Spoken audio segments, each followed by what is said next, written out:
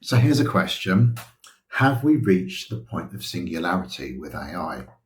Because it's now getting to the point where it's iteratively getting better. It's able to work without humans doing stuff. It's developing new skills. It's creating lots of slop and noise. But the question is because this is an exponential growth that is like this, how do we decide when we reach that point? So previously we had this thing where we said, can we differentiate AI from humans? And the answer is now is no. It's pretty close. The question is where do we measure the point where that inflection point is where AI can do a better job? And we're already there in some cases. For example, I said to it, can you improve the performance of my website?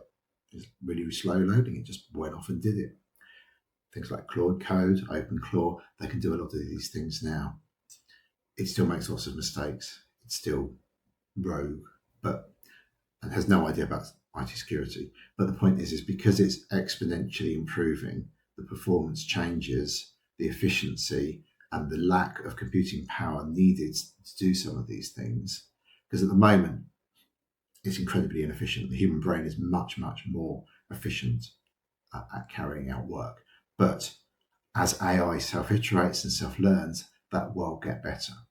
So my question for you is twofold. Have we reached that point of singularity, of AI inflection yet?